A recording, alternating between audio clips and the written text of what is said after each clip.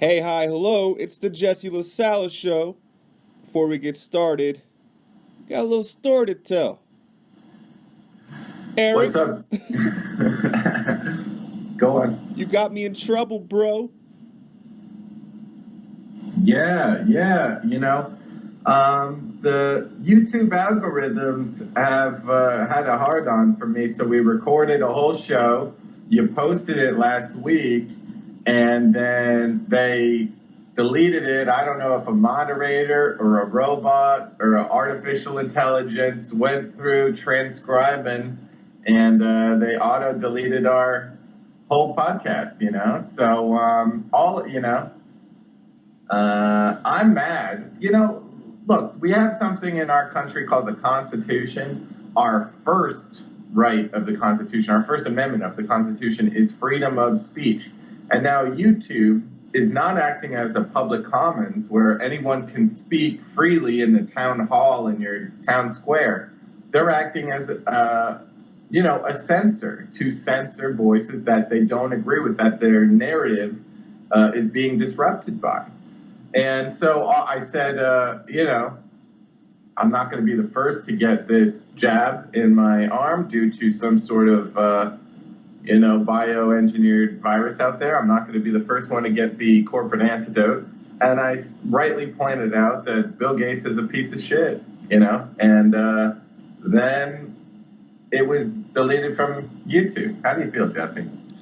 I feel a little dirty, like somebody just came and meddled with my stuff while I was away, and I thought YouTube was kind of chill. I thought they had some laid back guidelines. I mean, I see, much crazier shit all the time on YouTube, and the fact that they would just zero in on what was the equivalent of maybe a 2-minute conversation on the matter, that was a little troubling for me to swallow.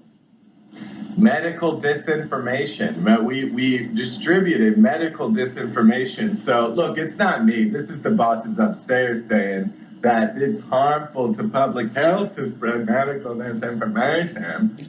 But what about freedom of speech? And a lot of doctors are getting, what's really terrifying to me, YouTube algorithm, is that, YouTube personnel, what do they have? Bachelor of Communication degrees? What do they have?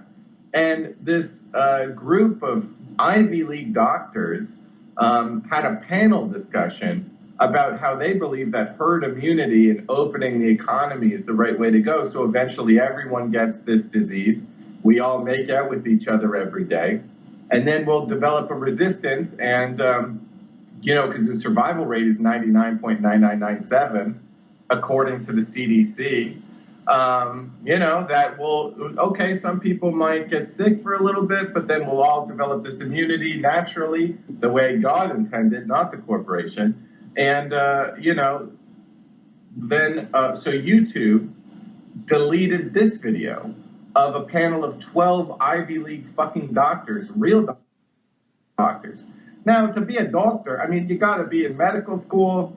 You got to do residency for 12 fucking years. Yeah. Like, someone's been in college for 20 goddamn years, and someone with a 2-degree, associate's diploma in communications goes, oh, delete. What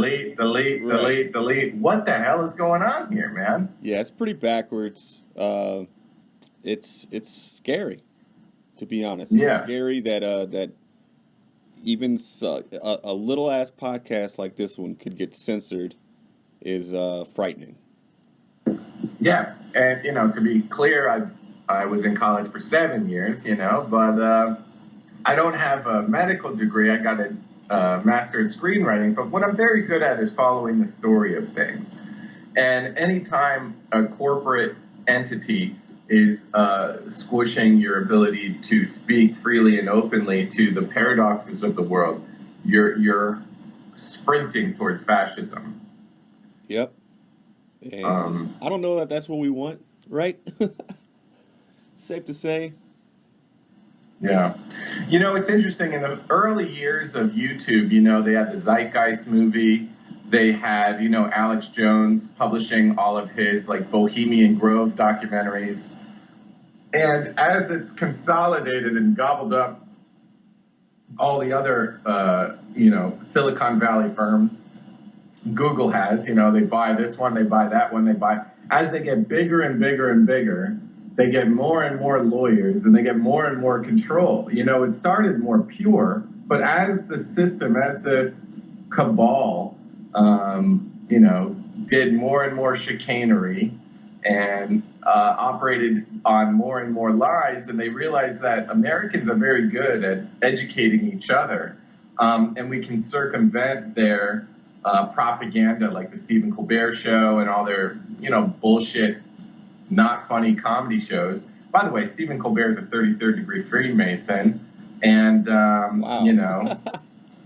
which he said on his show before. And so it's like, and then it's like, oh, well, we should all get vaccinated anyway, but let's talk to Cardi B about her wet ass pussy to lower the human potential of America. And instead of listening to those jackasses, a lot of Americans have advanced degrees. A lot of Americans can talk to each other, and YouTube sort of blew that open so we can educate and inform each other. And the powers that be did not like this. They thought that they were losing control over the narrative. And they're like, oh my God, we tried to empower our people, and then they got power. So we have to give them strikes on their account for going against the narrative. Yeah, man. I think you're going to get us, this episode's going to get canceled as well. Well, we'll see. So, I mean, it's so funny. For 97% of the interview we conducted last week, we really talked about comedy and ex-girlfriends and stuff. I put my heart on the line. I explained all the problems with my life.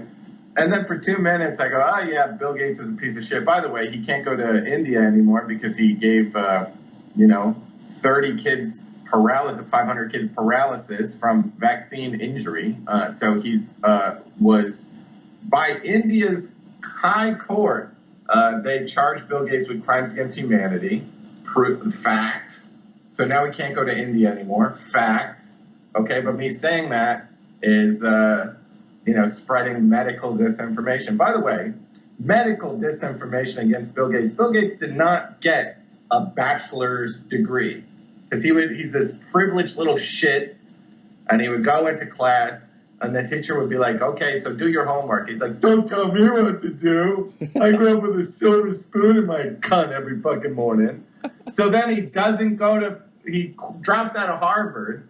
And that spot at Harvard that he went to could have been taken by a poor kid on full scholarship that would have completed the fucking degree.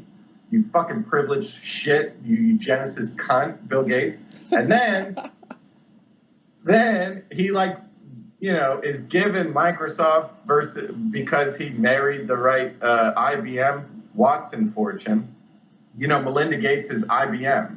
She's the heiress of IBM. Oh, wow.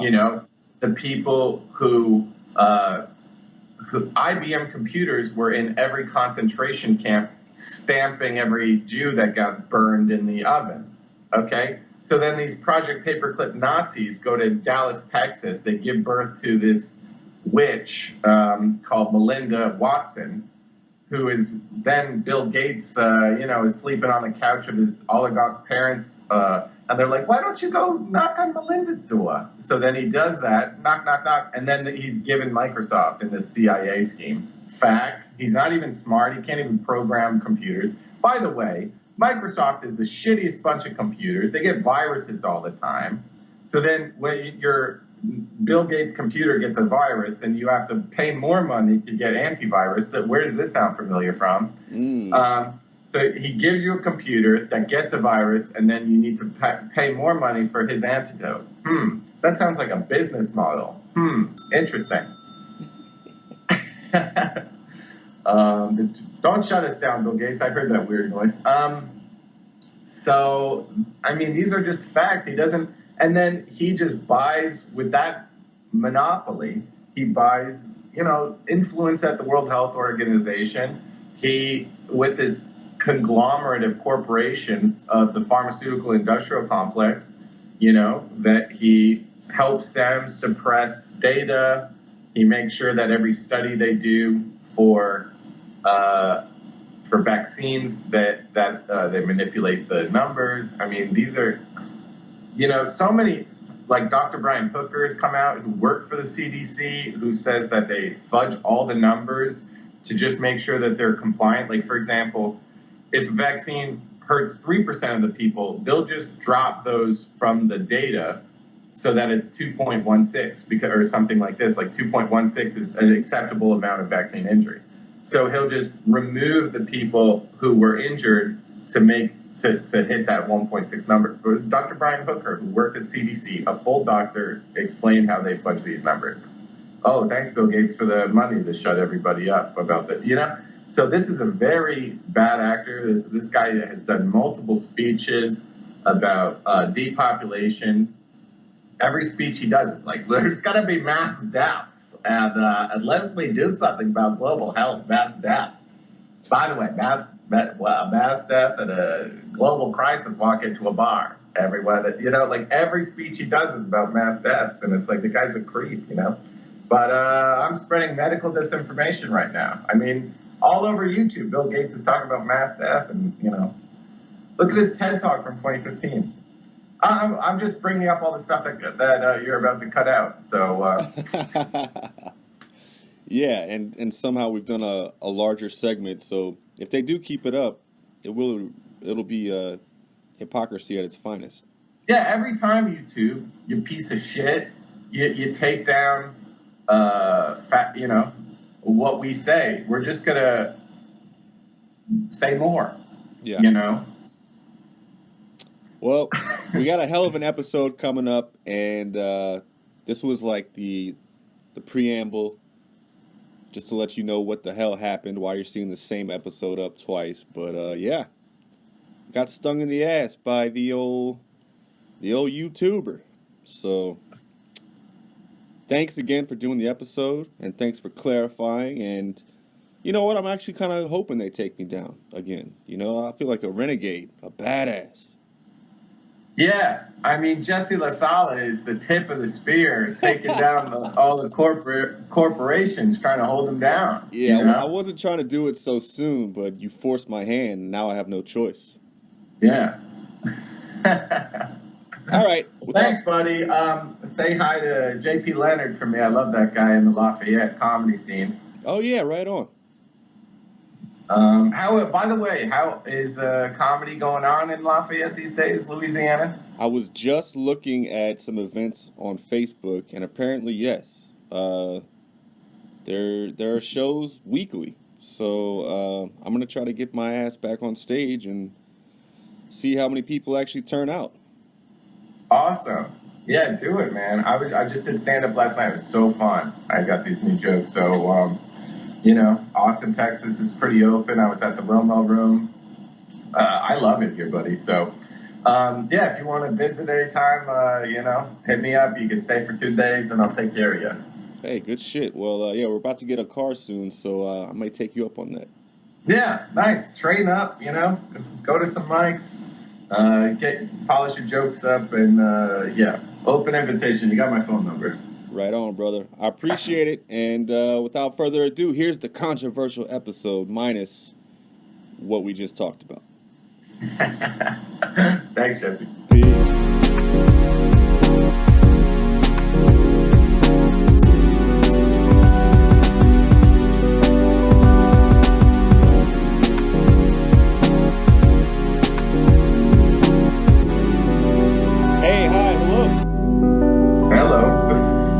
Jesse LaSala Show, episode number 35, Thursday, March 18th, 2021. My guest today, comedian, host of the Highway Diary podcast, Mr. Eric Hollerbach. How say you, sir? Yeah. Thanks for having me on. Hey, man, thank you for joining me. And we were supposed to do this years ago. I think I met you at a mic in Lafayette, Louisiana, yes? Yeah, it's funny. I was looking at our Facebook chat, and I think I ghosted you in 2016. Sorry about that. Dude, it's okay. we were close to setting up a date. I was like, yeah, hit me back here. And then, but I didn't give you my phone number or anything like that. But yeah, many years later, let's do it. Better late than never. Goddamn right. So you just moved you just moved to Austin? Correct. Yeah, I never lived in Austin before. Okay, I just moved back here, or just moved here for the first time. And are you chasing like the whole Rogan gang? Yeah, I mean, partially. So what happened was I filmed 3 stand-up specials: Conspiracies and Dick Jokes, Fart Porn in Beer Halls, and It's a Medical Device. And if you go on my website, www.erichollerbach.com, HOLLERBACH, click the stand-up special. You can see my 3 specials there for free. But when I drove from LA to New Orleans to New York City, and I shot 50 shows in 2018. I know that sounds crazy, but that's real. And so it took, another year and a half to edit them all together. But when I stopped in Austin, Texas, I had a show at the Cold Town Theater. And then I moved to Jersey. Basically, I moved in my dad's house for 10 months because I couldn't afford rent. And then I moved to Edison, New Jersey on my own while the thing was being edited. And the Cold Town Theater here in Austin, Texas, started playing Fart Porn in Beer Halls on their private Twitch while they'd been closed for COVID. Nice. So I saw they did that. I sent them an email. I said, hey, if I move here, would you give me a show? And they said, sure. But so that was the only thing I needed. I mean, I'm a cockroach. You give me a little corner to sleep in, that's all I need. So I called my buddy from Los Angeles, and he, all the clubs in Los Angeles are dying or dead. I was going to go to New York City. My big goal was to be a New York City comic. But when all the clubs closed in New York City, and then the mayor gets on TV, he's like, yeah, we won't open indoor dining until 2025. I'm like, God damn. And then I get this, opportunity at Cold Town. It was a no-brainer. So I came here to Austin. That's fucking perfect, man. I'm so happy for you because, yeah, I was up in New York as well. And though I wasn't actually, booking shows, I was just going to open mics.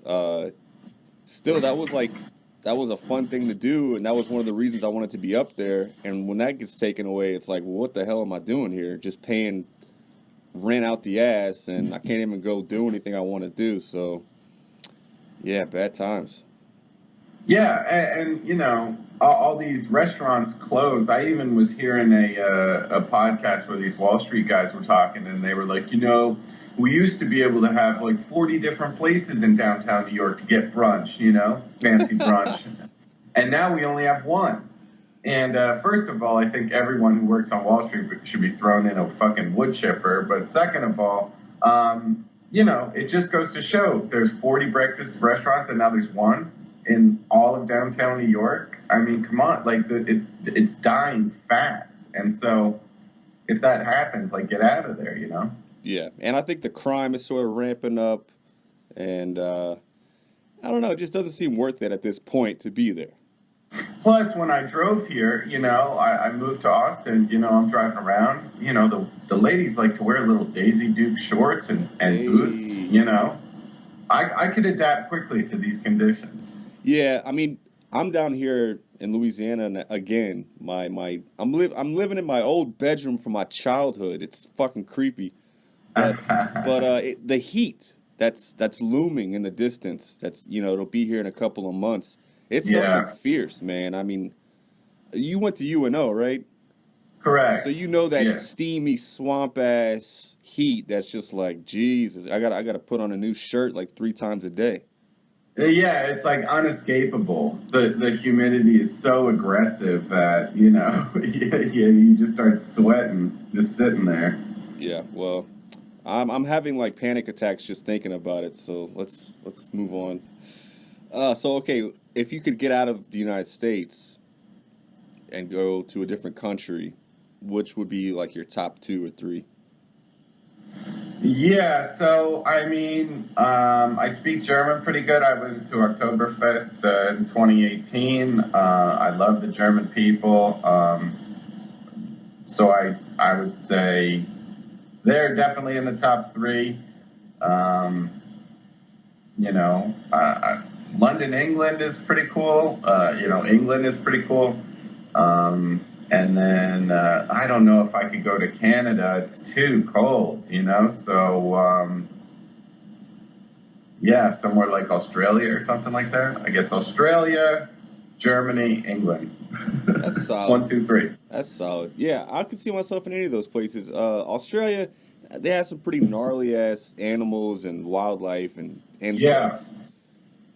Also, it's too hot again. I don't know if they have the swamp ass thing, but I know it's summer year round over there. I saw this terrifying thing about Australia where they have these. It's like the size of your pinky nail. This jellyfish, and it can kill you.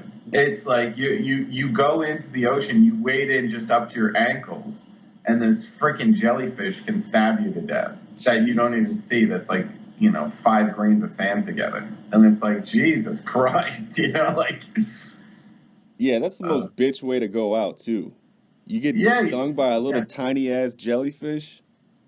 Yeah. No way. I'm good on that.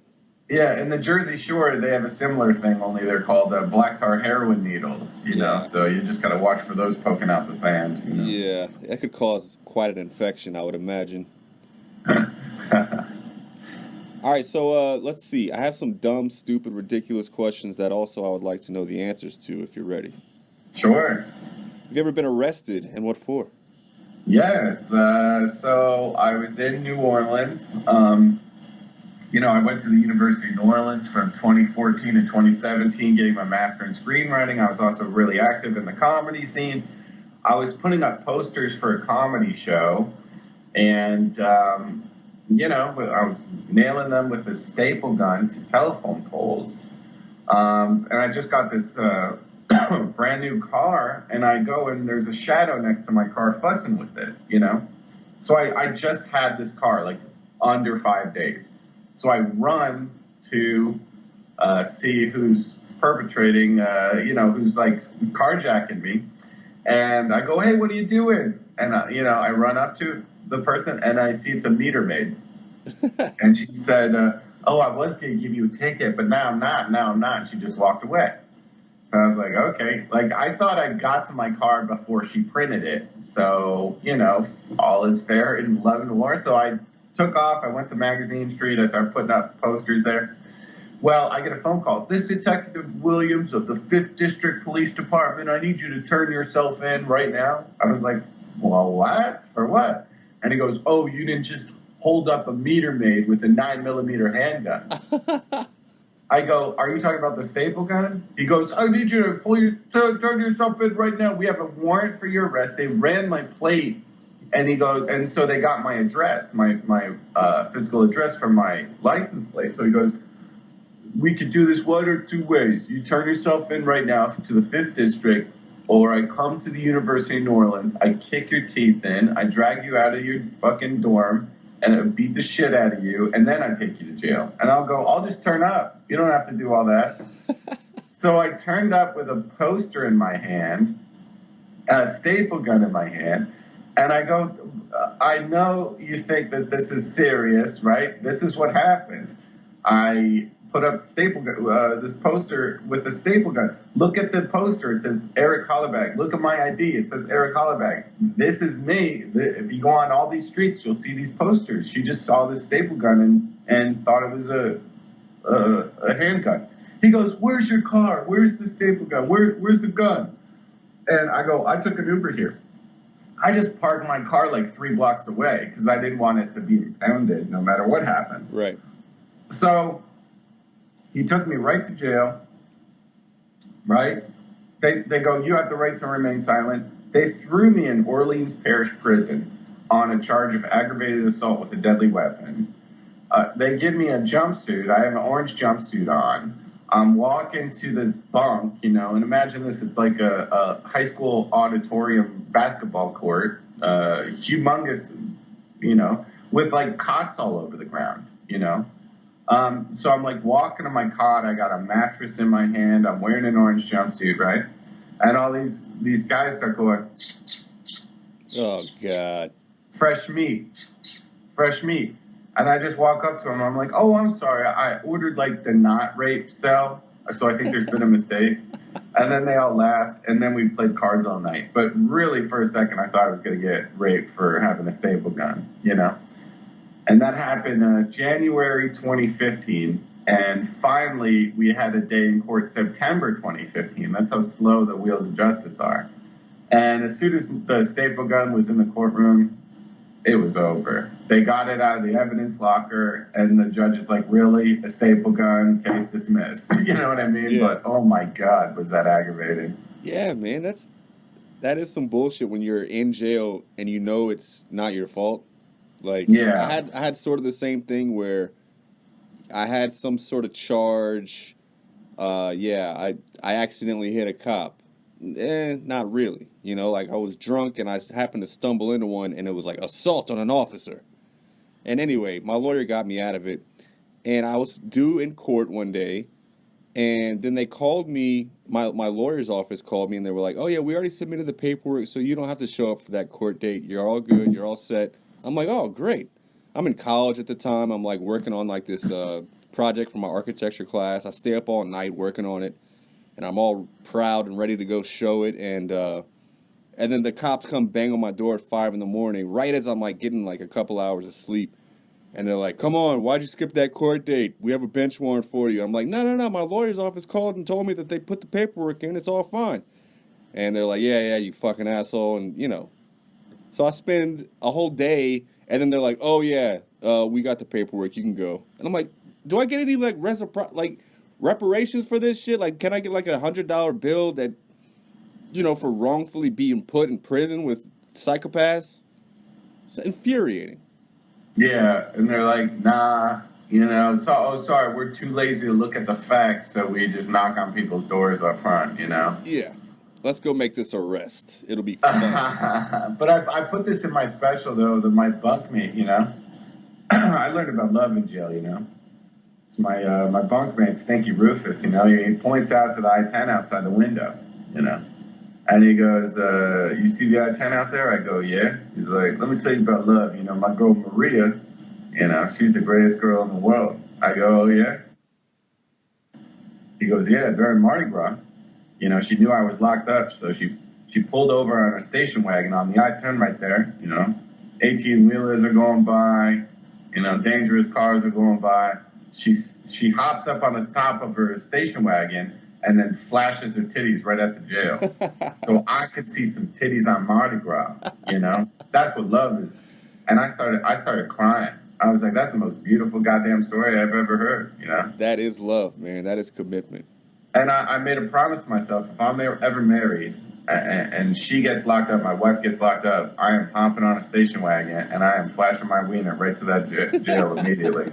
Because I learned about love in jail. Jesse, I answer to a higher authority. Sorry. Yeah, absolutely. I don't know that the dick, being swung around helicopter style is the same as two nice pairs of tits or whatever. It's just, it's a different aesthetic, I would say. But I like the spirit of it. Yeah, it's more the promise. Right. Well, speaking of relationships, this is here for you, baby. Yeah. Well, have you ever gotten caught cheating before? No, I don't. I have codependent personality disorder, and I just do not cheat. I've been cheated on. My last 3 girlfriends cheated on me, but Jesus Christ, man. Yeah. Well, did you catch them in the act, or was it just like they were always putting their phone upside down, or what was it? Yeah, so before I moved to New Orleans, I lived in Los Angeles. My girlfriend at the time lived in Santa Barbara, and she came down one weekend and just told me, look, last weekend I didn't see you, I cheated on you. And I was like, all right, you can leave now. All right? Yeah. And then the next one had a kid, in New Orleans, and once a week I would take her kids swimming at the pool, taught them how to swim. You know, I taught him how to box. I got him boxing gloves for his 6th birthday. You know, he was a great kid. And I was, dating the mom, but the mom, like every time I went to work, she would call nonstop, or when I was in class, she would call nonstop and like, what are you doing? Are you cheating on me? I'm like, I'm in class. Like I remember I said, I'll see you tomorrow at 2 p.m. Like that is when I'm free. Bye. So she would always like kind of create these scenarios where I was cheating on her to justify what she was going to do. And so the kid came to me one day, he goes, Eric, I think Mom would like you better if you had long hair and you played guitar and you drank out of a flask. And I was like, what is that like? Is that what your Alabama? I knew he had some like fucked up Alabama or Arkansas dad on drugs. So I was like, is that what your dad's like, buddy? He's like, no. I'm like, who's that like, bud? Who's that like? Turns out he was describing the guy that she was cheating on me with. Oh, gross. Like, Eric, if you, I'm telling you, if you just get a guitar and you drink out of a flask, Mom's going to stop fucking with Rufus every night on the couch, He was trying to give me pointers. Yeah, he's like, this ball thing isn't working for you. And the fact that you drink out of a beer bottle instead of a flask, interesting. And then, so she was calling me one night, when I was working, and she's like, oh, you're a bad boyfriend. You're not taking care of me when I'm sick. I have strep throat, right? So next day I came over. I'm like, I'm working. I'll see you tomorrow. So the next day I came over with Chinese food, all this stuff, and wonton soup, and we kind of make up. We started kissing. She gives me strep throat. As we're breaking up for the final time, she goes, I got strep throat sucking some guy's dick, right? So then I realized, I got secondhand weird dick strep throat. Oh, my God. Insult to injury. I taught her kid karate, and she sucked some other guy's dick, kissed me, and gave me weird dick strep. Bro, I mean, like, some of the breakups I've had have been so fucking brutal. My heart just sank into my taint right now. It hurts that bad. Oh, my God. And that the problem was, when you knew me, too, I was going to school full-time at the University of New Orleans. I had to work full-time. And I'm doing stand-up 7 nights a week. So every time I would get a girlfriend, but then I would explain to her, like, okay, so comedy's number 1, school is number 2, paying rent is number 3, you're 4. There's no other girl, but you're 4th on my priority, and it's not going to change. So are you okay with that or not? And they would go, oh, no, that's fine. I got my own shit going on. And then the first night I couldn't hang out with them. They were like, well, let's see who else is out there. You know what I mean? Yeah, well, you like the crazy girls, huh? That's, in my 20s, I was all about the crazy girls that, slash tires, cheat on purpose to prove a point and then come back crying or throw a brick through your window. It's that chaotic female that, 30-year-old Jesse just doesn't have the energy for, right? Yeah, I mean, I definitely, for some reason, am subconsciously attracted to only broken women, If a girl comes up to me and is like, do you want to come over to my house? I baked you a cake and everything is vacuumed and this and that. I'm like, what? Ugh, no. If someone's like, oh, my car's on fire and I can't find my dog and I just shot my ex-boyfriend, I'm like, ding, ding, ding. Hey, do you want to go to Applebee's? I'll be right there. Yeah. Yeah, man. Well, the crazy ones are, they're known for their sexual escapades, so what are you going to do?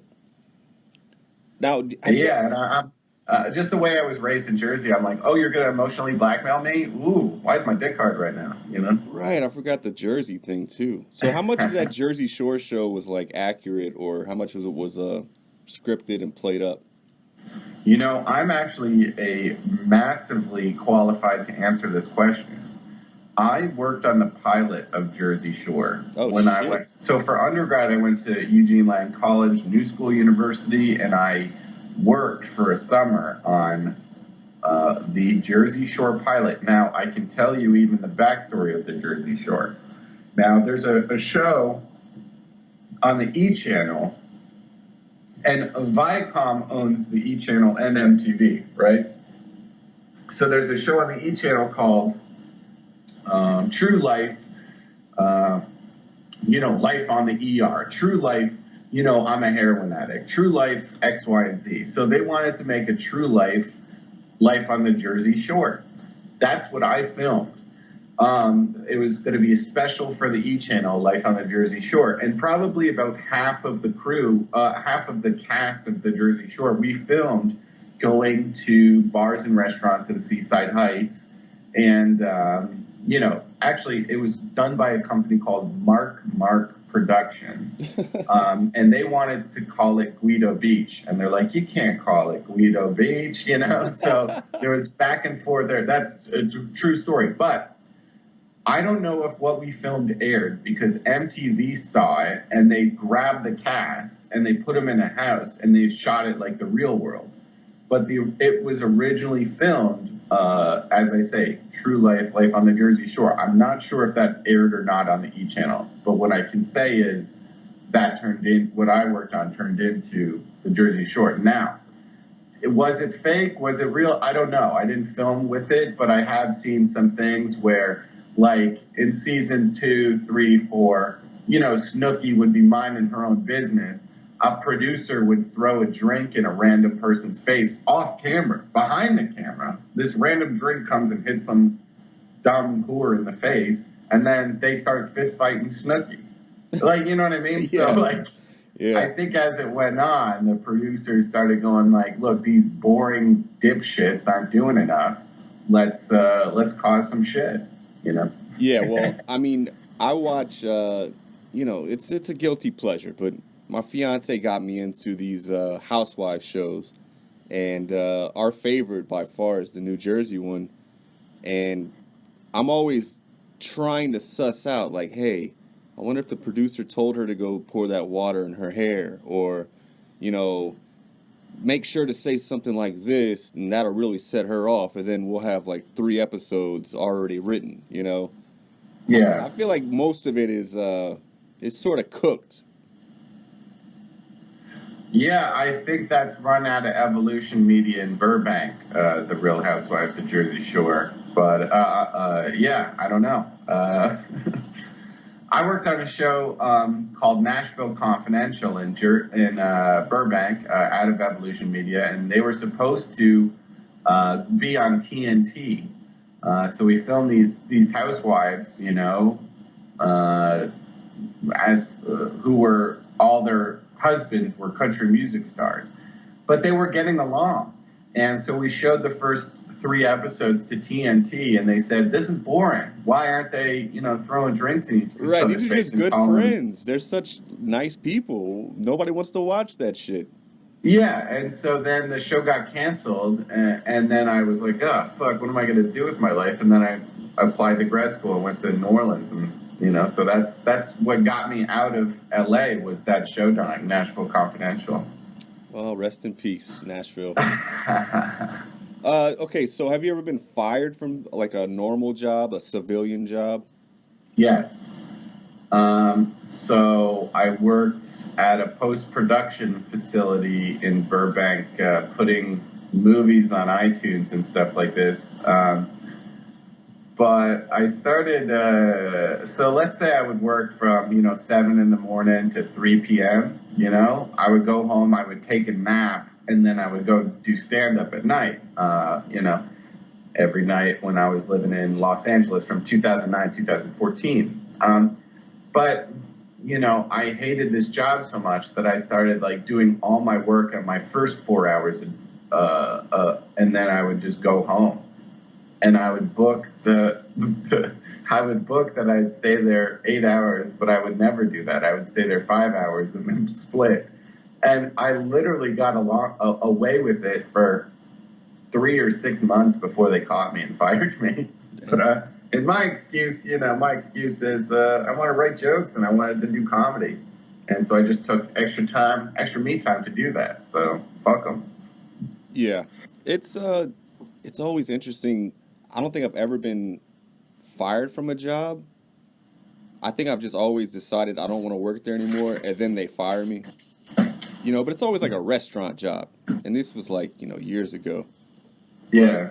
But it's frustrating whenever you get fired by the COVID virus.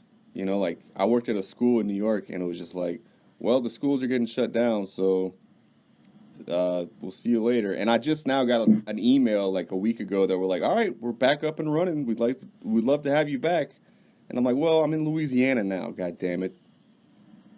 Yeah, and they're like, well, now that the kids are feral, they want to go back. The parents are kicking them back out the house. So do you want to deal with these feral children? Yeah, do you want to babysit? Come on up. Jesus. Unbelievable. All right, so what is your favorite chore around the house? I'm not saying you don't have a maid, but which one do you really get into and get the most satisfaction out of?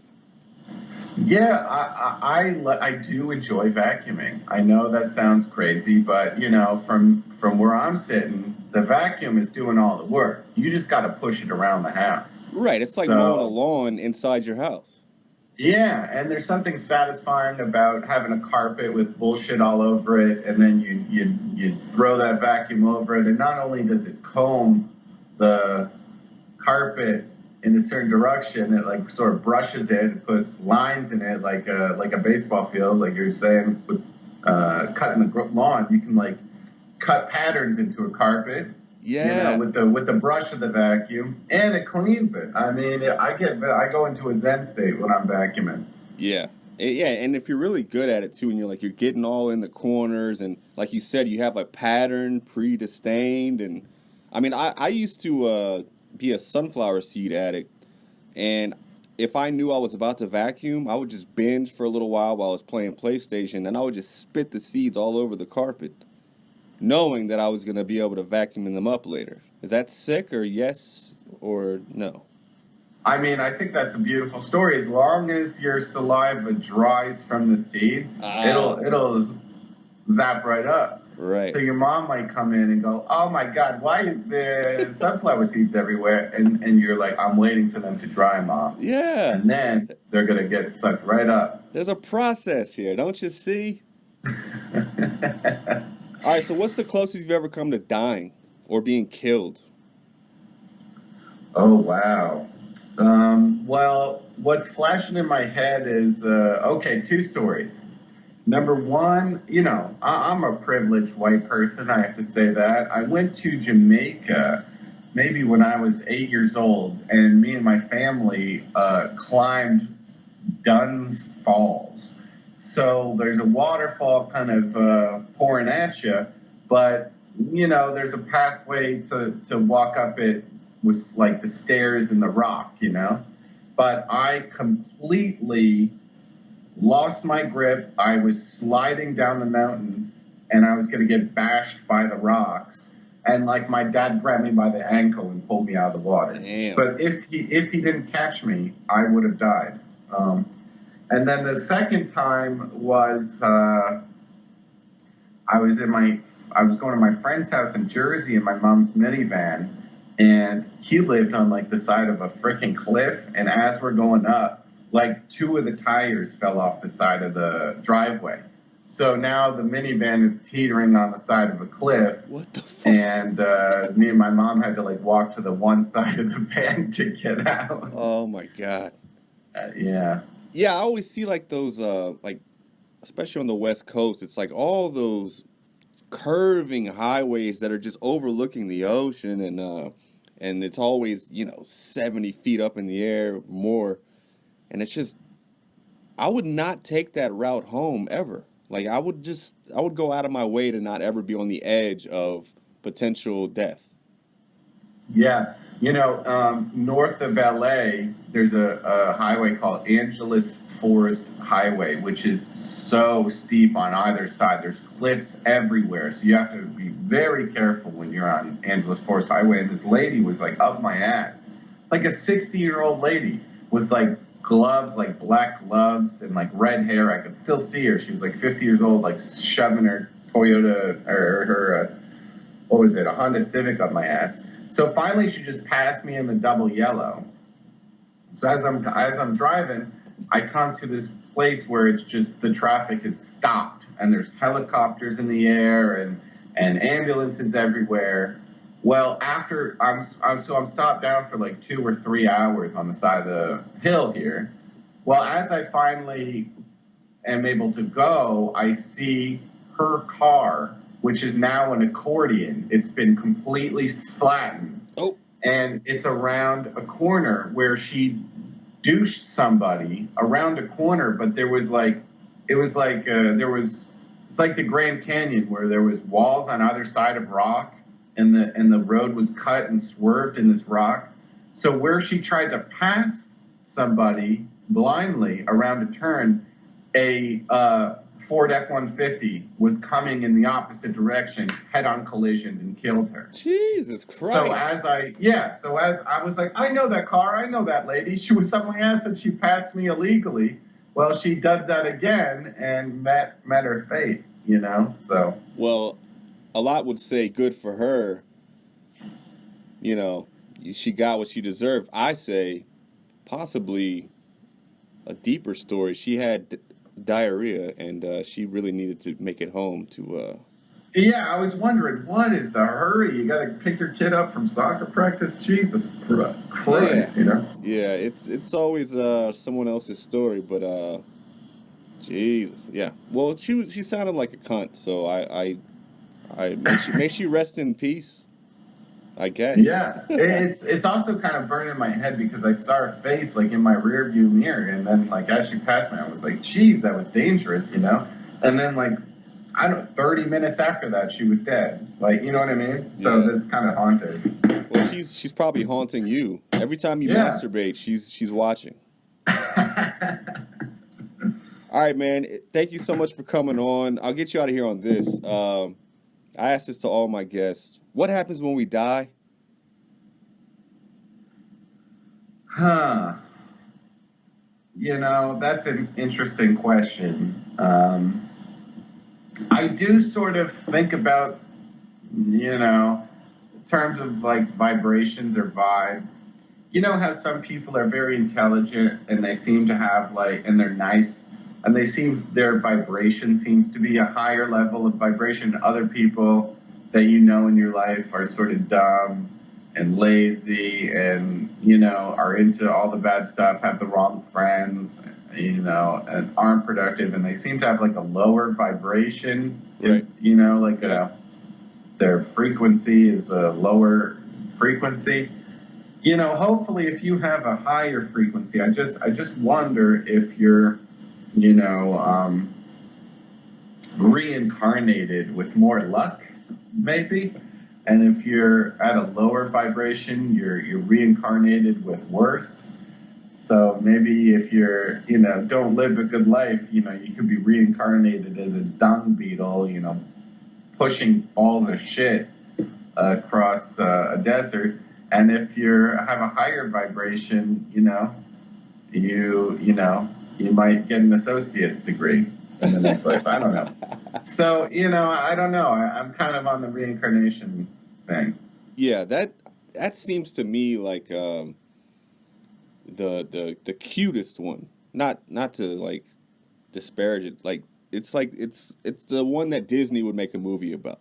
Like you come back and some like your soul, you have an old soul kind of thing, and you can tell this like whenever you meet I used to work with kids at the school, and some of them would have the intelligence of like, beyond their years. They had a sense of humor. It was just like they knew what was going on way more than what their age was. And that's what makes me feel like, okay, some of these people on this earth have already done this before in whatever realm or universe or parallel universe. It just seems like some people are playing with a bigger deck of cards than others. Yeah, it's almost like, that like Winston Churchill dies, and then like, you're in a kindergarten in Brooklyn, and this kid walks in, smoking a big cigar, looking at the world map, Exactly. Naming all the countries he wants to take over, and you're like, I wonder where Churchill went, Right. Yeah, it's scary, man. I just don't like the uncertainty of it. It keeps me from enjoying the present moment. And that's like an exercise I've been trying to take control over, is just trying to stay in the present and not fixating on the unknown, which is It's gonna happen no matter what. I mean, unless they make these fucking cyborgs that we can download our intelligence into and, take it from there and become like a fucking computer half alien, half human species. I don't know what.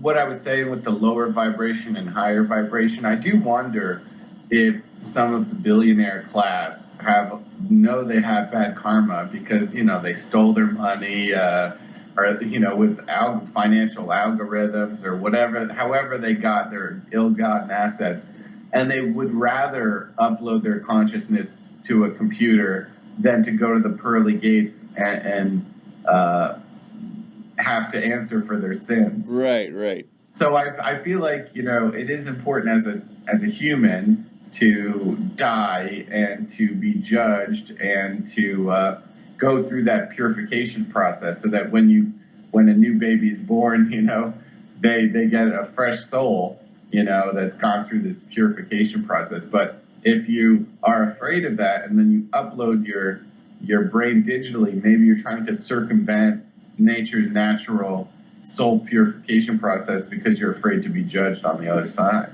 Yeah, all these billionaires just want to ultimately become Brain from Ninja Turtles. You know, that little dude that's just sitting in that big ass monster, and he's controlling him. That saline's liquid that he sits in, and then he controls this larger body. For me, I'm not into that. I'm gonna ride this body until the wheels come off, and then that's it. I don't want to live in an external hard drive. Right. I don't know. That doesn't seem like I want to. Eat a strawberry and taste it. Exactly. I don't want to take a pill to get high, or I mean, actually I do, but I don't want to take like a pill to eat a steak. Yeah, exactly. I want the real shit. I want it. If I get cheated on and I get secondhand weird dick, strep throat, I'm living a life though, as painful as that is. Goddamn right, man. Eric Hollerbach, thank you so much for being on the show. We'll have to do it again sometime. And where can people find you if they want to find your stand-up? You said it's on YouTube, yes? Yeah, thanks, Jesse LaSala. The best place to find all my stuff is erichollerbach.com. But if you go on YouTube and you type in conspiracies and dick jokes, my first stand-up special will pop right up. I also have a podcast called Highway Diary. I'm doing stand-up tomorrow in a place called Romo Room.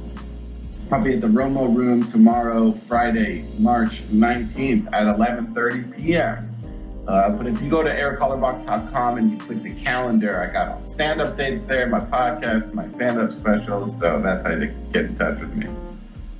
Perfect. Everybody go check him out. He's the funniest dude that was at that stand-up mic that night. I gravitated toward him. I had to go pick his brain about stand-up, and he was gracious enough to be a great guy. So everybody go check him out.